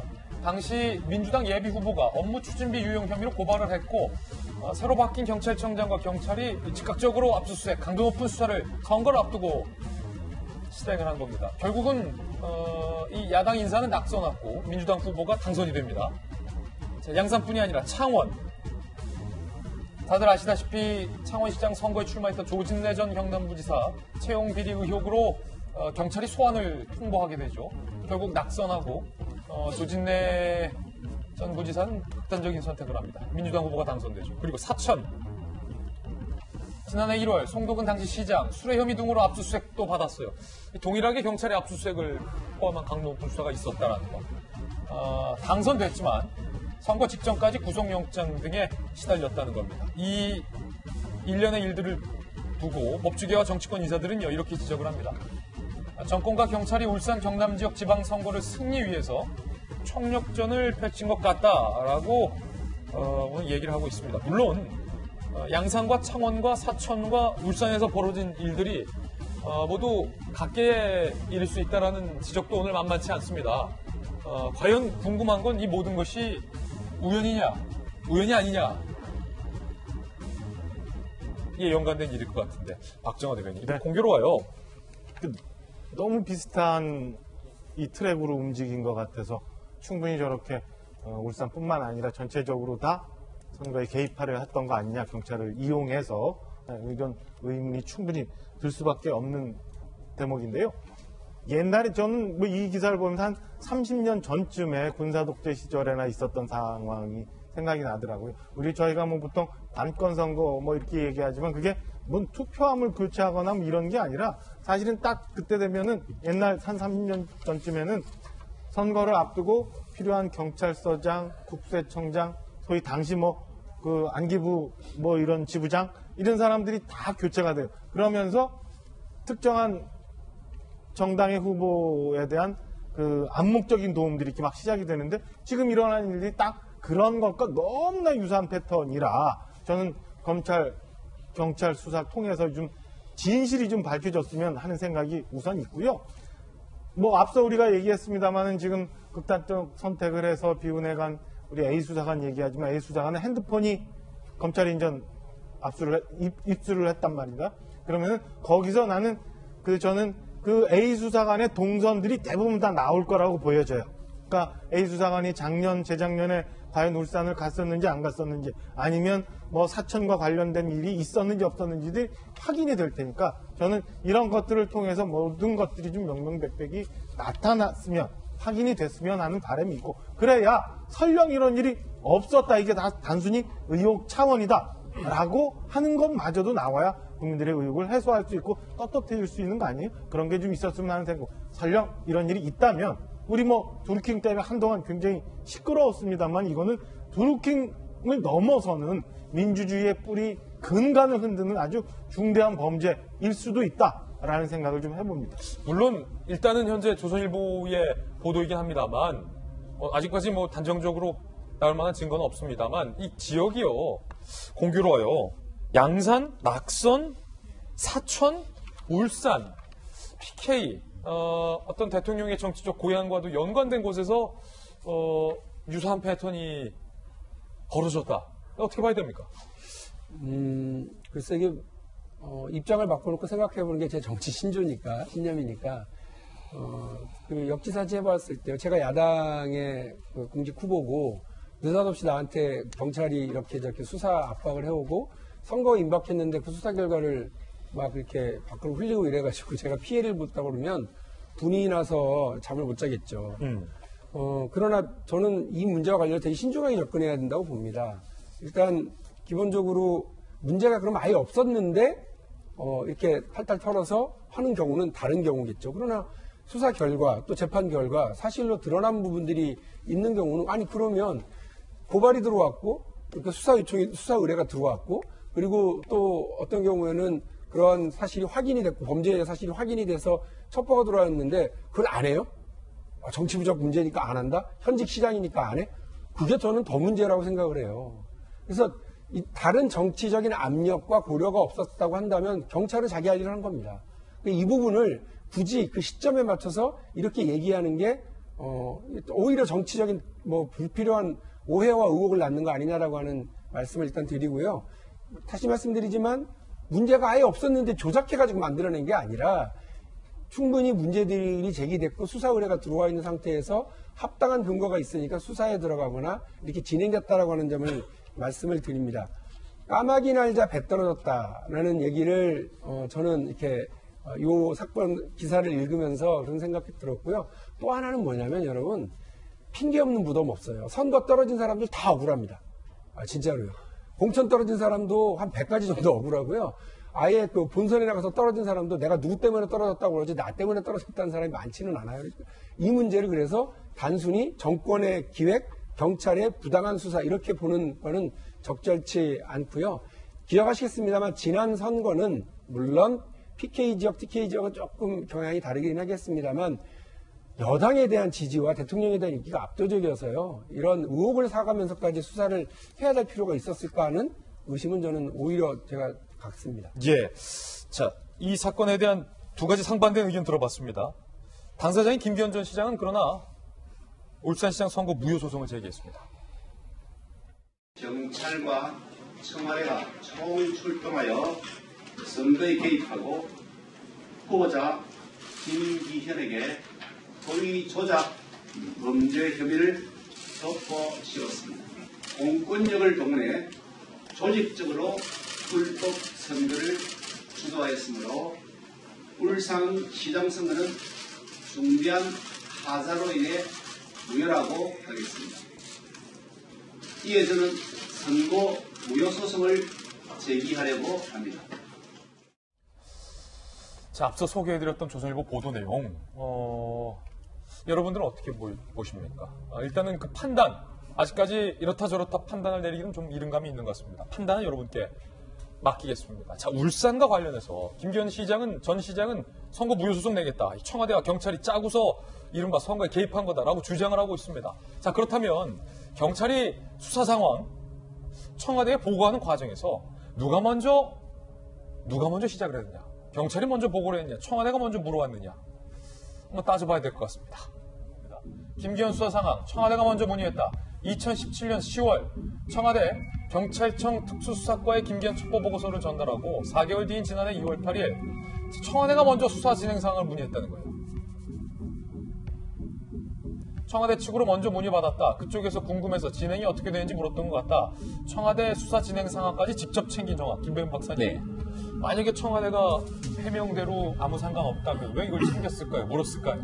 관례상으로 이첩해갖고서는 법적으로 아무 문제가 없다고 얘기를 하고 있는데 선거를 앞두고 굉장히 민감한 시점이잖아요. 근데 청와대가 2017년 10월에 경찰에 넘기고 12월에 울산청에 넘겼는데 그로부터 수사에 대해서 속도가 좀 더디니까 청와대가 먼저 어떻게 진행되고 있는지를 2월 달에 물어서 거기에 대한 답변을 했다는 겁니다. 그리고 나서 그 2월에 대한 답변의 내용은 내사를 면밀히 진행하고 있다. 첩보를 좀 더 수집하고 있다 했는데 그로부터 그 다음 달인 3월 달에 김기현 시장의 공천이 확정되는 날 대대적인 압수수색이 들어갔다는 거죠. 그리고 나서 수사 상황들이 계속 청와대로 몰렸다고 하니 국민들 입장에서는 야, 이런 방식으로 선거에 영향을 미칠 수 있는가에 대한 의구심을 제기할 수밖에 없는 것이고 결국 이 사건은 수사를 통해서 문제를 해결할 수밖에 없는 지경까지 이르게 된 겁니다. 예, 청와대가 먼저 물었다. 여러분은 어떻게 생각하십니까? 이번엔 저희가 준비한 네 번째 이슈를 소개하겠습니다. 바로 이겁니다. 자, 정치로 가보겠습니다. 황교안 대표는 돌아왔고 국회는 치킨게임을 벌이고 있습니다. 문재인 대통령은 어제 공개 발언을 했지만 말씀하셨던 것처럼 야당을 향한 비판밖에 없습니다. 문재인 대통령의 발언부터 한번 들어보실 텐데요. 유재수 수사무마 의혹, 그리고 이번 청와대 하명 수사 의혹과 관련해서 대통령은 말씀을 하지 않으셨습니다. 직접 들어보시죠. 국민을 위해 꼭 필요한 법안들을 정치적 상황과 연계하여 흥정거리로 전락시키는 것은 있을 수 없는 일입니다. 안타까운 사고로 아이들을 떠나보낸 것도 원통한데 우리 아이들을 협상카드로 사용하지 말라는 절규까지 하게 만들어서는 안 됩니다. 자, 문재인 대통령의 말씀이었습니다. 그리고 국회 상황도 한번 보시죠. 황교안 대표가 복귀를 했습니다. 필요하다면 읍참마속하겠다라는 발언도 했습니다. 들어보시죠.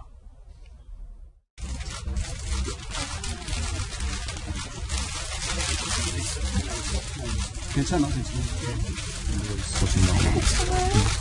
이제 대통령 오실 때까지 좀만 지켰어요. 우리 하나예요. 대한민국이에요. 잘 지켜야 돼. 쉽지 않은 일을 나라 살리기 위해서 이렇게 몸을 던져줘서 고맙습니다. 정의호 최고위원 계셔서 같이 견뎠어요. 대통령 그리워가려고. 그래서 국민들과 또 우리 당원들이 두 사람의 진심을 알았으니까 단식은 여기서 멈추고 또 새로운 투쟁의 길로 갑시다. 몸 잘 줄 수 있어요. 국민의 명령을 받아서 단식에 들어갔고 국민의 성원으로 다시 태어났습니다. 변화와 개혁을 가로막으려는 세력들을 이겨내겠습니다. 필요하다면 읍참마속 하겠습니다. 자, 일단 문재인 대통령 발언부터 한번 이야기 나눠볼게요. 이게 좀 아쉽습니다. 김광선 변호사님, 대통령이 오랜만에 모처럼에 말씀이셨는데 세간의 의혹들이 많았잖아요. 그리고 유재수와 관련된 의혹이 이렇게나 많구나. 문자로서 어느 정도 객관적 실체에 다가온 근거까지 지금 공개가 된 마당에 다른 부처 일도 아니고 대통령이 지휘하는 청와대에서 이런 일이 벌어졌는데 어떻게 이런 거에 대해서 한마디 말씀은 안 하시는 거지? 대통령 입장도 좀 이해할 부분이 있다고 봐요. 왜냐하면 여기서 언론이랄지 검찰에서 흘러나온 얘기를 가지고 자꾸 청와대를 공격하는데 거기에서 어떤 말을 한마디 했을 때 그로 인한 어떤 파장 이런 것들은 결과적으로 예를 들어 유재수랄지 김기현 전 울산시장 관련된 얘기를 하면 또 야당이나 언론에서는 수사의 가이드라인을 제시하는 게 아니냐. 그런 얘기가 나올 수 있다는 거고, 또 일부 혐의에 대해서도 뭐 이게 가타부타 하기 좀 어려운 입장이 있을 거라고 봅니다. 그런데 제가 아까 이제 말씀드린 것처럼 지금 굉장히 특히 이제 청와대와 관련된 부분이 시끄럽잖아요. 그러면 대통령 입장에서는 아무튼 검찰이 수사를 하고 있고 또 검찰이 정말 철저하게 수사해서 만약에 유법사항이 나오면 엄벌해라, 이런 정도 얘기만 좀 해줬으면 어떻을까 하는 그런 이제 아쉬움이 굉장히 많이 남아요. 그런데 사실 뭐 대통령이 어떤 얘기를 할 것인가에 대해서 항상 특히 이제 그 수석들과 같이 뭐 청와대 국무회의하고 그러면 참 그게 언론의 스포트라이트를 받거든요. 그렇지만 이제까지 어떤 면에 대해서, 그러니까 지금 사실은 국회에 대해서 발언한 것 자체도 틀렸다고 보지 않아요. 저건 진짜 옳으신 말씀을 했거든요. 근데 거기에 플러스해서 좀 국민들이 원하는 그런 답도 한 번씩 속 시원하게 한번 해주셨으면 어땠을까, 그런 이제 아쉬움이 남는 거죠. 예. 자, 국회 얘기 나와서 말인데 좀 답답합니다. 일단은 뭐 참, 박용진은 여기 앉아 있지만 잠시 후에 좀 묻긴 하겠지만 장영기수 한번 갖다 갈게요. 민생 법안들이라고 있잖아요. 네, 민식이법이라든지 아니면은 뭐 유치원 법안이라든지. 좋아요. 지금 공수처라는 선거법 관련해서 여야가 좀 첨예하게 필리버스터를 하겠다, 철회하라, 하겠다, 이걸로 첨예하게 지금 맞서고 있는 건 압니다만, 민주당, 한국당, 두 당, 그 당 어느 누구 당도 민생 법안을 통과시킬 의지가 안 보인다는 거예요. 안 보여요. 안 보이죠? 국민들 교수님도 다 안 보이죠?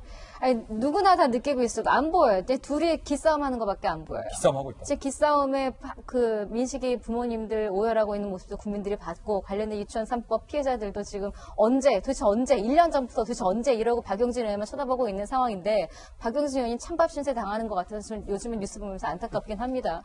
이래저래. 저는 그리고 잠깐 지금 제 발언기에 왔으니까 앞서 말씀하신 두 분들 좀 반박 한번 하고 싶어요. 뭐냐면 그분들 입장에서 보라고 했던 박용진 의원과 김광산 변호사님, 대통령이 이렇게 잘못 이야기하면서 가이드라인 뭐 될 수 있으니까 대통령 입장에서도 아마 이 부분 조심스러웠을 거라고 하는데, 조심스러워서 입 닫아야 될 사람이 있고 책임지고 말해야 될 사람이 있는 거예요. 제가 볼 때는 한 사람이 목숨까지 잃었으니 진실 좀 밝혀줘라, 이 말은 가이드라인 제시하는 거 아니거든요. 이 한마디에 유족들은 큰 위안을 받을 수가 있어요. 그리고 앞서서 뭐 조국 씨나 뭐 백원우 비서관이나 이 상황이 어떻게 갔겠느냐라는 이야기 하셨습니다만, 이게 오히려 유족들에게 나중에 더 큰 뭐 상처가 될 수 있다는 뭐 뉴스가 어떻게 나오고 아니요. 그럼 윤석열 검찰총장도 안 갔어야죠. 못 갔어야죠. 2시간 반 동안 못 앉아 있었겠죠. 그리고 유족 입장에서 봤을 때는 이후에 언론에서 어떻게 떠져나 관심 없어요. 적어도 내 남편이 거기 소속으로 일하다가 지금 이런 수사를 받다가 사망을 했는데, 관련자들이 와서 한마디 해주는 것만으로도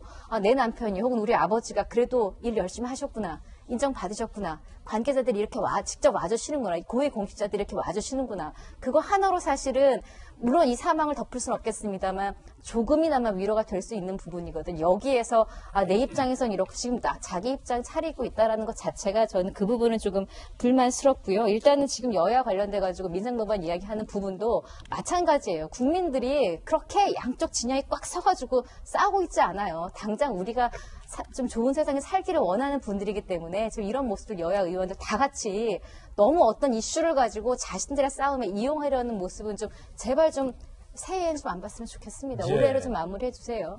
아니, 박용진 의원 입장에서는 좀 야속할 것 같아요. 만약에 정말로 누군가 유치원 3법 통과시킬 정당이 있으면 우리 선거법 안 할게. 진짜 약속. 정말 약속. 새끼손가락 걸자. 원포인트로 민식이법하고 박용진법만 하자. 민주당도 안 하고 있잖아요. 한국당도 안 하고 있고. 왜 안 합니까? 저는 어쨌든 양쪽이 다 어쨌든 각자의 산수를 들고, 그러니까 셈법을 들고 이 문제를 대하고 있다고 보거든요. 필리버스터를 하냐 마냐랑은 아무 상관없는 거예요. 근데 이 국민은 각자의 산수 셈법을 보고 싶은 게 아니라 내가 목매어 있는 그 법안들이 빨리빨리 통과돼서 세상이 달라지고 있는 걸 보여주기를 바랄 겁니다.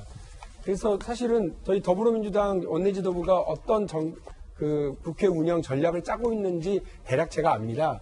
그래서 박용진이 방송 나가서 이런 얘기하는 게 야속하기도 하고 너 정치 감각도 없어 이렇게 얘기할 수 있어요.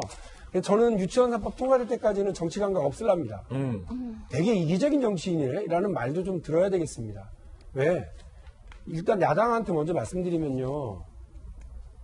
진짜 나경원 원내대표님 그리고 자유한국당 의원 여러분 필리버스터요? 너무하시는 거 아닙니까? 330일 동안 필리버스터 하셨잖아요. 330일 동안 발목 잡으셨는데 뭘 더 필리버스터를 하려고 그래요. 그냥 표결하고 찬반 토론하시면 됩니다. 그리고 제가 우리 원내대표님께도 말씀드립니다. 불나면 건물에 화재가 나면 누구부터 대피시킵니까? 아이들부터입니다. 배가 침몰하면 아이와 여성들부터, 노약자들부터 보트에 실어서 안전하게 대피시킵니다. 우리 정치가 어떻게 해야 되겠습니까? 우리가 원하는 국회의원들만 많이 관심을 갖고 있는 선거법. 네, 저도 선거법 되게 중요하게 생각하거든요. 저도 국회의원이니까. 그런데 사실은 민생법안 먼저 처리해서 우리 민주당이 만든 당론법안 유치원 3법을 저쪽에서 필리버스터를 걸더라도요. 당당하게 그 필리버스터에 대응해가지고요. 먼저 처리하는 모습을 보여주고 그리고 그 뒤에 공수처법안 그리고 선거법안 이렇게 해나가면 국민들께 박수 받아가면서 해나갈 수 있다고 생각합니다. 저는 민심이 우선이지 산수가 우선이라고 생각하지 않습니다. 예, 여야를 향한 돌직구 질타까지 들어봤습니다. 자, 오늘의 하플 시간입니다. 오늘은 과연 어떤 분들이 하플 4인방에 선정됐을지 바로 만나보죠.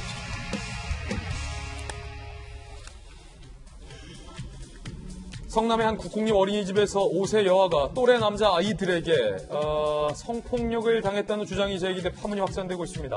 그제 피해 아동의 아버지라고 밝힌 A씨는 청와대 국민 게시판에 딸이 어린이집 교실과 아파트 단지 내 자전거 보관소 등지에서 같은 반 남자아이에게 강제 추행을 당했다며 가해 아동의 책임을 물어야 한다는 청원을 올렸는데요.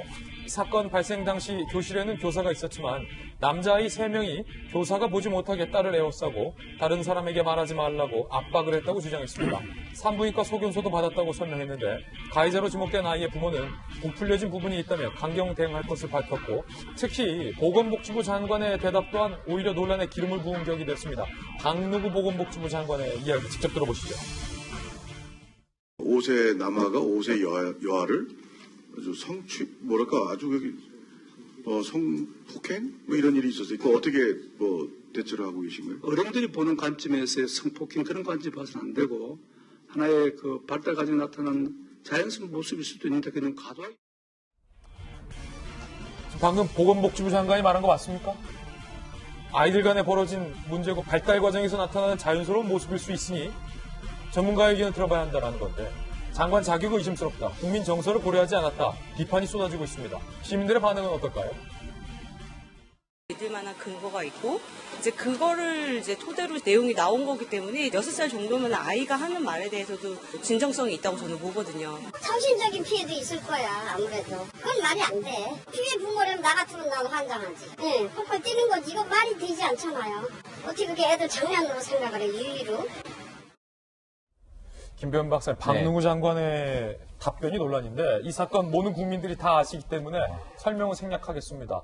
유치원에서 6살이에요. 만 5세 남자아이들 주동하는 친구가 한 명 있었고 5살 또래 여자아이에게 성폭력을 했다라는 의혹, 산부인과 소견도 나와 있는 상황인데 엄마들이 깜짝 놀라고 있는 뉴스인데 보건복지부 장관의 발언은 이게 발달 과정에서 나타난 자연스러운 일일 수 있다? 국공립 어린이집에서 일어났던 만 5세입니다. 그냥 5세가 아니라 만 5세 정도면 저희 아이들이 지금 7살, 거의 만 5세에 근접한 나이로 볼 수 있는데요. 어느 정도 아이들이 모든 것들을 다 인지하고 이야기하고 할 정도의 수준이기 때문에 발달 과정상에서 일어나는 자연스러운 일이라고 얘기하는 건 전문적인 시견에도 많지 않고 우리가 흔히 공감 능력이라고 얘기했을 때 그 공감이라는 건 다른 사람의 눈으로 세상을 바라보는 일입니다. 박능우 장관이 피해를 받았다고 주장하고 지금 호소하고 있는 그 아동의 부모 입장에서 바라봤다면 단 한마디도 이런 얘기를 할 수가 없는 겁니다. 있을 수 없는 얘기를 어떻게 대한민국의 보건복지부 장관이 얘기합니까? 그러다 보니까 청와대에 지금 박능우 장관에 대한 사퇴에 대한 이야기들이 쏟아져 나오고 있는 상황까지 나오고 있는데요. 이런 방식으로 국정을 운영해서는 안 된다는 말씀 거듭 드리고 어린이집 과정 속에서도 관리 소홀, 실제 이런 애들이 어떻게 일어날 수 있는지에 대한 면밀한 사태 파악이 중요합니다. 두 번 다시 이렇게 아동들에 대해서 성적으로 피해가 갈 수 있는 여러 가지 사건의 개연성들이 충분히 존재할 수 있기 때문에 어디서부터 문제가 잘못됐는지에 대한 제도적인 허점이 없는지를 발견하고 거기에 대한 공간을 메꿔주는 게 정부의 일이기 때문에 여기에 혼신의 힘을 정부가 좀 기울일 수 있도록 청와대부터 다시 한번 이 내용을 관심 있게 들여다봤으면 좋겠습니다. 자, 유재수, 김경수, 윤건영 등 친문 실세 단톡방 멤버이자 유재수 감찰 중단을 이인걸 특감반장에게 직접 요구한 것으로 알려진 청경득 청와대 선임 행정관. 이번엔 친동생의 일자리를 알선했다는 의혹으로 청와대 공직기강 비서관실에 조사를 받은 것으로 확인된 논란. 지난 6월 비서관 승진을 앞두고 동생의 취업 알선 의혹이 불거져 승진에서 누락됐는데 동생 천모 씨가 지난해 별도의 채용 공고를 내지도 않은 대한상공회의소의 선임 전문위원으로 채용됐다는 것. 내부에서도 어떻게 4급 보좌관으로 수년간 일해야 올 수 있는 자리에 천모 씨가 올 수 있었는지 의문이 많았던 것으로 전해집니다. 천모 씨의 이력을 보면 17대 국회 유시민 의원실에서 7급 비서로 2년, 20대 국회 정재호 의원실에서 5급 비서관으로 6개월 정도 근무합니다. 그런데 이후 행보 역시 승승장구. 5개월 만에 퇴사한 후 약 한 달 만에 KT의 자회사 KTH에 입사, 2개월 정도 일하고 그만뒀고 현재는 민주당의 싱크탱크 민주연구원에서 근무 중인 것으로 전해지고 있습니다. 그 후 배후에 형의 입김이 작용한 건 아닌지 의혹이 제기되고 있습니다. 북한이 완고하게 금강산 시설 철거 입장을 고수하며 미사일 도발까지 감행하는 이 와중에 김현철 통일부 장관이 북한을 향해서 손을 내밀어서 논란.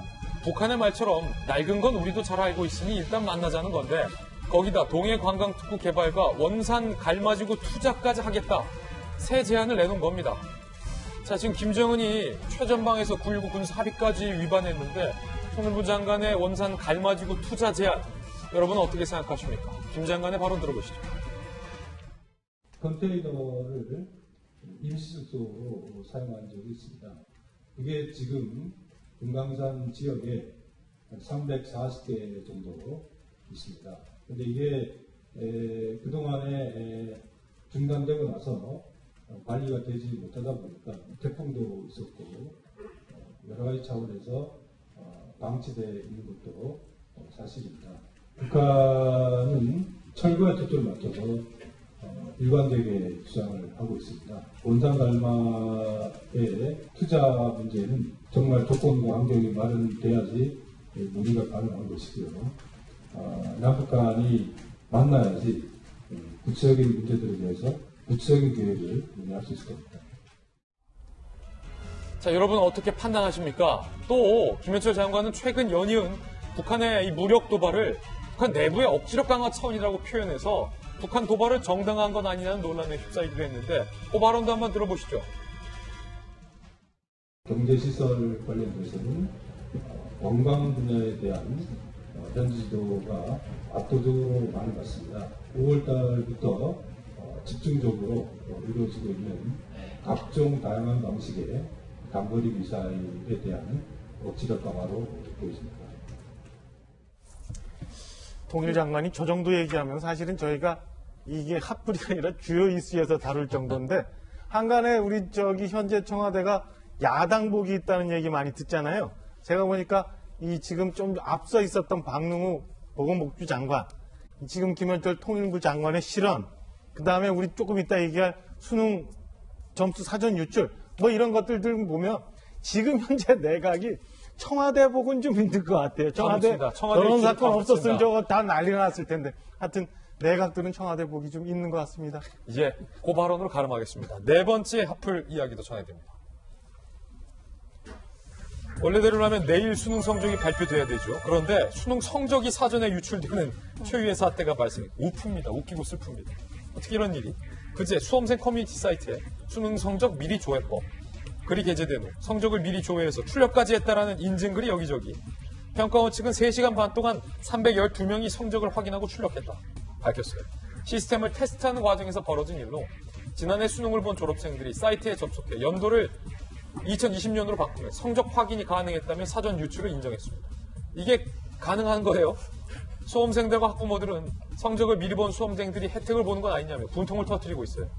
청와대 청원 게시판에는 성적 부정 확인한 인원을 빵점 처리하라라는 청원이 올라오기도 하는데 하지만 교육부 내부에서는 귀책 사유가 평가원에 있기 때문에 수험생에게 책임을 묻기 어렵다.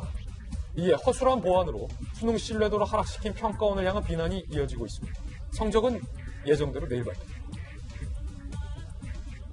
세금이 아깝다라는 얘기가 여기저기서 나오는 것 같습니다. 아유, 저희는 60초 광고 후에 다시 돌아옵니다. 잠시 후에 뵙죠. 네, 오늘 저희가 준비한 소식들 모두 다 전해드렸습니다. 저희는 내일 아침 9시 15분에 더욱더 풍성한 뉴스 들고 여러분께 인사드리겠습니다. 오늘 하루는 분명 어제보다 나을 겁니다. 좋은 하루 되십시오. 고맙습니다.